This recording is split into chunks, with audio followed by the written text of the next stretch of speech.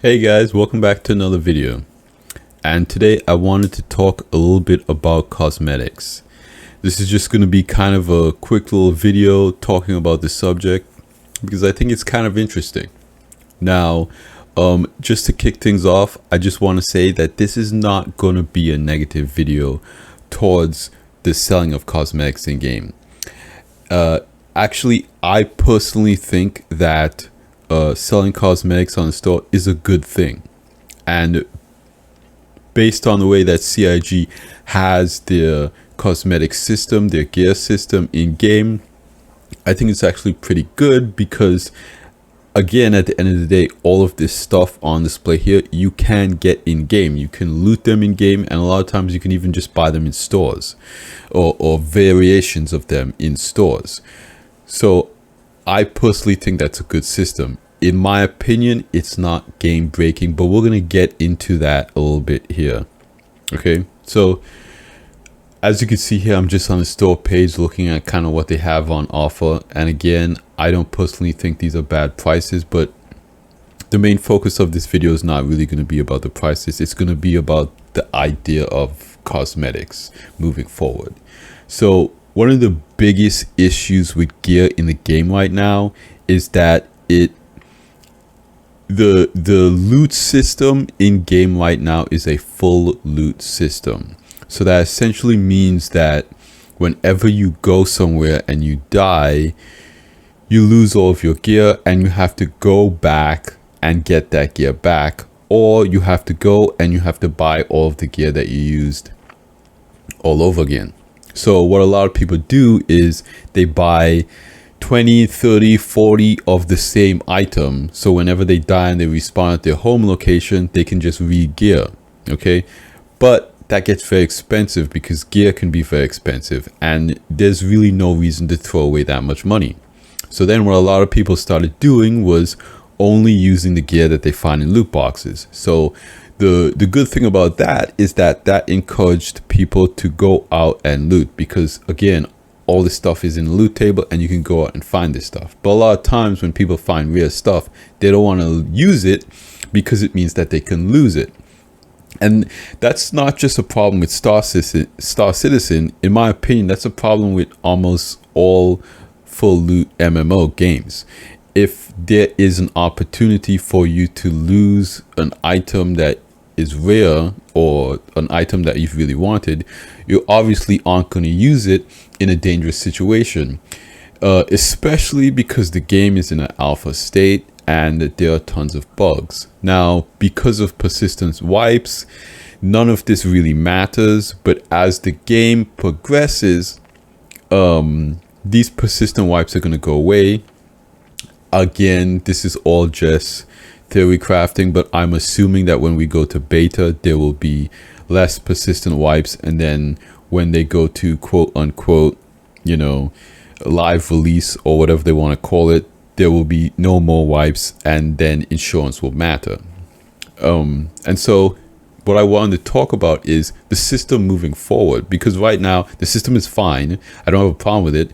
And that's mainly because the game is in alpha and everything is in flux. But moving forward, progression and persistence is going to be a huge deal. And people are inevitably going to get rare items like this and they're never going to use them, either whether they buy them on the store or if they find them in loot boxes. It's not going to matter, because full loot means that you're going to lose your gear, and ultimately people aren't going to want to lose their gear. Again, having those high stakes in the game is a good thing because it encourages certain gameplay, but it can also be a bad thing because it discourages certain gameplay. So again, if CIG is selling something like this on the store, there's almost no incentive to buy it. In my opinion, there's almost no incentive to buy this stuff other than you want to support the developers by giving them, $5 for a gun here. Like, again, this is a very cool gun. It's a very attractive gun. If you have the disposable income, again, I've said it before, I'm never going to tell someone how to spend their money. A lot of people who play this game, they're grown adults. The P8 is a great gun, and this is actually a really cool skin for the P8.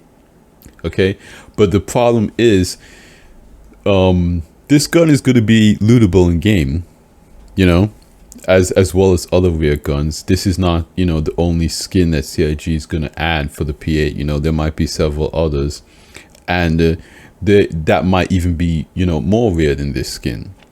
And so the incentive for someone to pay $5 for this is very low. You can just buy it in game, you can just loot it in game. But the problem is that players are not going to want to use it in game, because let's say they go down to a bunker and the game freezes, and all of a sudden a brain dead NPC wakes up and shoots them while their game is frozen, and then they die, and then they lose all that stuff, and then they go back to their body to reclaim the gun, and their body is just not there. You see the X marker, but the body's not there. So that's a major problem. And so a lot of people, a lot of bounty hunters have just, you know, they're just buying the bare minimum, like a white flight suit, a helmet, a regular stock P8, and they're going and doing missions, and that's just good enough. And so you see a lot of people running around in just white undersuits or the basic stuff, because the incentive to get fully geared up to do any kind of combat is very low. So a lot of people have proposed the idea of CIG instituting insurance. So a player can essentially just, as soon as they die and they lose that gear, when they wake up in the hospital, they have the opportunity to, that item, they can be essentially claimed. So let's say that there is Olympus insurance in the hospital. Okay, let's say you wake up in the hospital bed, you walk down to Olympus Insurance, and then you make a claim for all of the gear that you lost. And then once that claim time is up, you get all that gear back in your inventory. So you can immediately gear back up, because the hospital will have that gear for you when you get out of the hospital. You just go to Olympus and you claim it. And that will encourage people to actually use guns like this. Secondly, if you are like doing PvP and you kill someone, there's a likely chance that person's not coming back for that gun, because they'll just file a claim. Now, a lot of people were worried that would encourage insurance fraud. So I feel like a big part of that is having timers, just like on ships. But again, in my opinion, it's the same problem that ships have with insurance. So I think that just putting timers on it is the best way to circumvent that, and just make sure that, you know, that the same thing applies for store items. So in my opinion, the best way to add utility for buying store items, and again, some people may disagree with it, but I think it's a good idea, is to have insurance with store items. Okay, again, if you buy a ship in game, it technically has you can technically make an insurance claim. Insurance doesn't matter in the game right now, but moving forward, when you buy a ship in game, it will not come with insurance. You'll have to buy an insurance policy for it separately. But if you buy ships on the store, it comes with insurance. So I think a good way of adding utility to a lot of the cosmetic gear items on the store is by allowing players to have insurance with this item. The same type of insurance strategy that ships have. Again, if you buy an item on the store, having insurance for that item will mean that you can always just claim it when you lose it. So for a gun like this, let's say, you know, I buy this gun for $5. I take it to a bunker. Something happens, I die. I wake up in the hospital. I go down to Olympus Insurance. I file a claim. I get the gun back. I'm you know, back on my way. Again, there will be a fee in game for this, just like, you know, you have to pay to expedite your ship insurance claim. The same thing would apply here to items, but the difference is you're not so worried about the price of restoring this item. You're more worried about the rarity of this item. Okay, so it makes sense from a game standpoint to say that, okay, this item is, incredibly custom. There'll be some items, again, in my opinion, there'll be some items in loot boxes that this system will not apply to. Very rare guns that you might find in a loot box obviously can't be insured because they're too rare.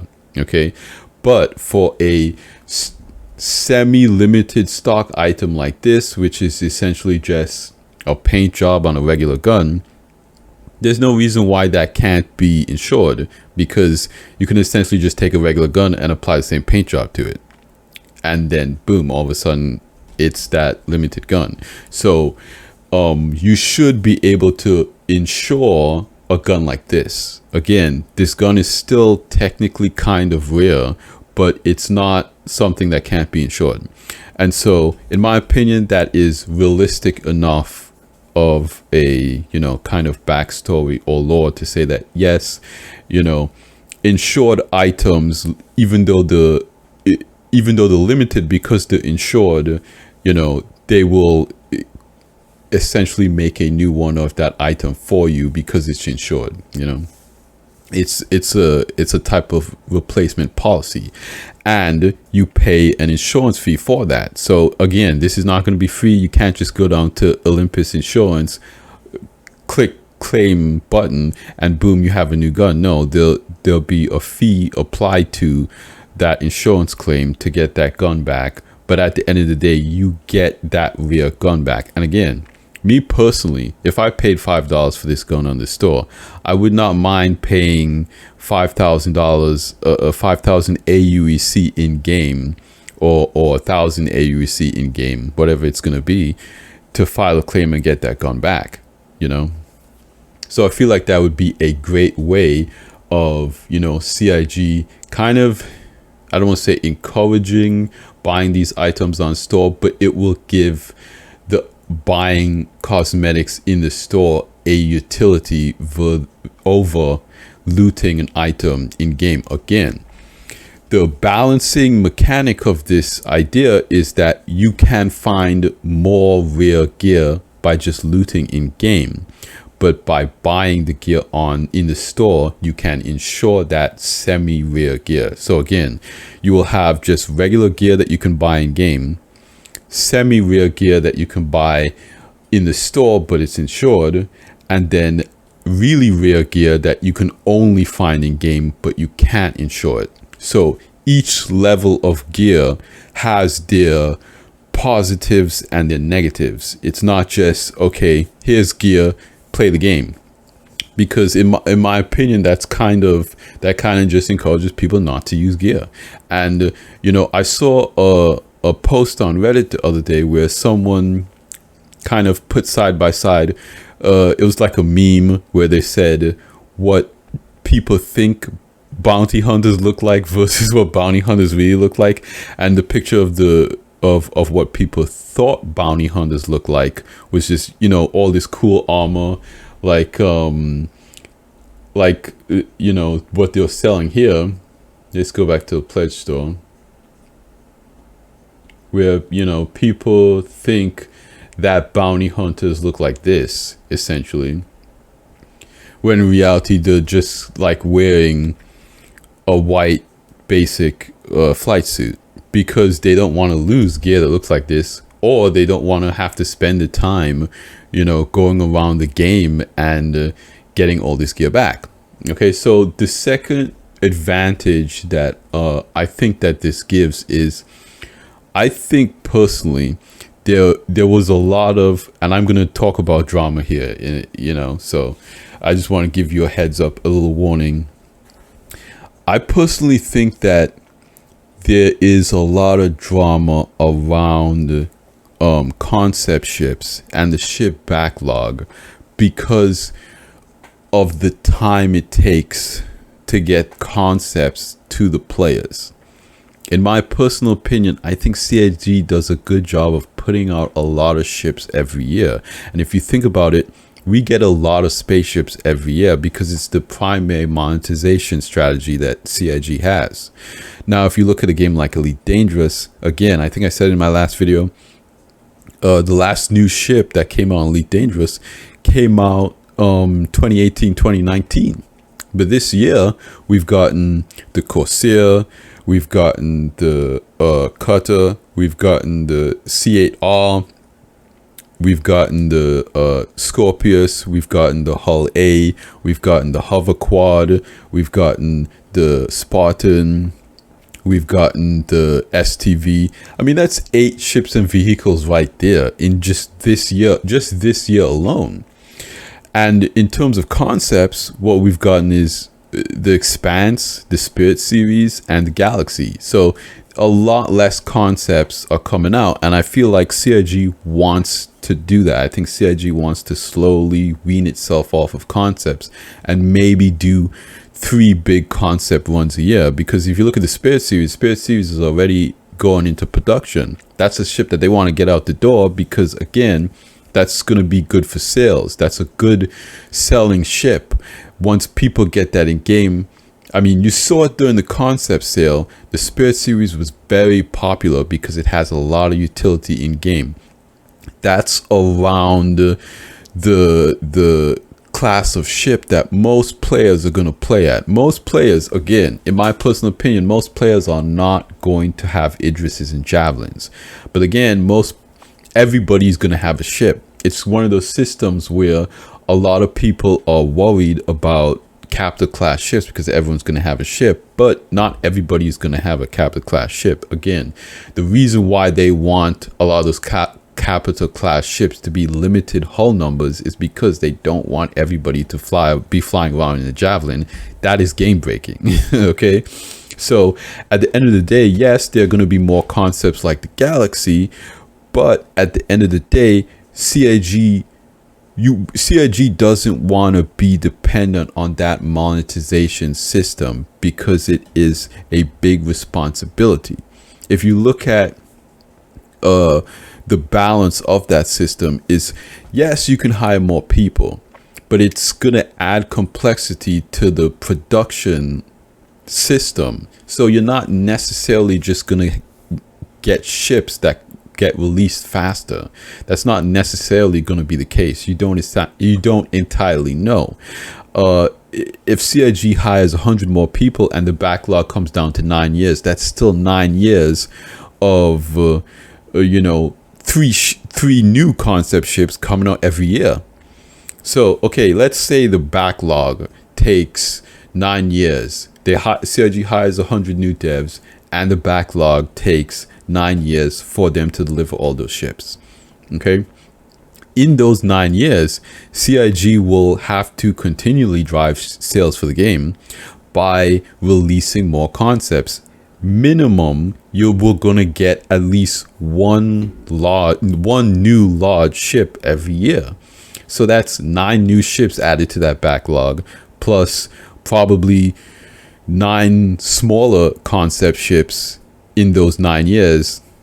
That will probably add, that's 18 new concept ships in the time that it takes to go through that backlog. That's probably going to take another decade to come out. So at the end of the day, that model is kind of messy. Okay, so in my personal opinion, a tried and true monetization model is selling gear. Again, stick with me here. I know this might be a controversial take. This might be a hot take, but I feel like by creating a utility for gear for people to buy it on the website, will encourage people to buy gear on the website. Secondly, gear is a heck of a lot cheaper than spaceships. 3, you don't want to have a player base where everybody has a fleet of 10 ships. Again, that is potentially game breaking. You want to create a game where that kind of encourages people to play on other people's spaceships. So by kind of slowly shifting the focus away from concept ships, away from spaceships, and onto gear and more items in the verse, it kind of encourages people to play differently and to do different things. Again, selling gear on the store, in my opinion, doesn't invalidate looting. It doesn't invalidate wanting gear and pirating and doing all that stuff in game, because there is going to be a different utility for the gear on the store versus the gear in the game. Again, the gear in the game is going to be actually rare. The gear in the store is going to be insurable. So by splitting up those two utilities, you get a different kind of player that goes for those two items, or a player that goes for those two items for a different reason. Again, the player will continue to loot, to explore, to get that immersive experience from the game and find something that is truly rare that can potentially have a good utility. But the trade-off is, if they lose it, it's gone. Okay, so having that reality in game is an experience that will define what the player does. But on the second hand, if a player just wants semi-cool gear so they can jump into a bunker and have fun, they can just buy that on the store. Okay, so by separating those two experiences, you offer utility to both things. And I think the Star Citizen community would be potentially very receptive to that, because again, spaceships are very expensive. This gear is not cheap. If you want, of course, if you want all of them, this kit is $62 here. But if we go to we go back to the gear here, and you look at everything on offer, this is a pretty cool gun. It's only $5. No, my head is blocking it right now, but yeah, you see it right there. It's a pretty nice gun. It's only $5. You go to Valorant, a gun skin like this is $20.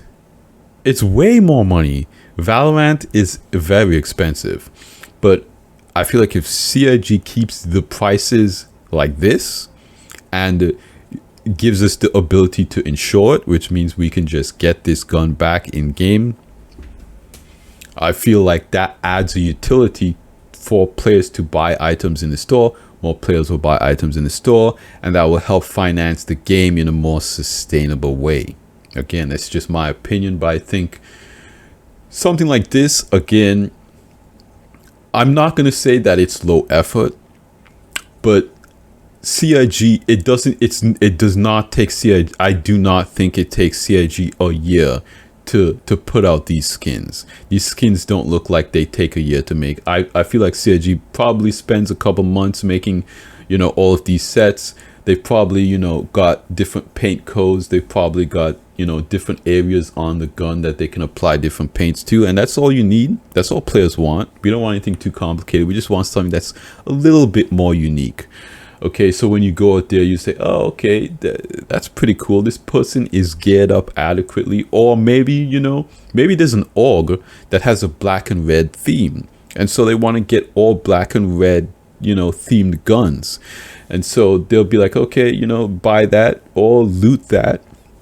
And again, if you're an org, and now I'm not, encouraging org owners to go and tell their members, okay, buy this gun. But if you are an org and you want to do milsim RP, it would make sense to buy a gun that's insured, because, if you're doing milsim, you more than likely will die.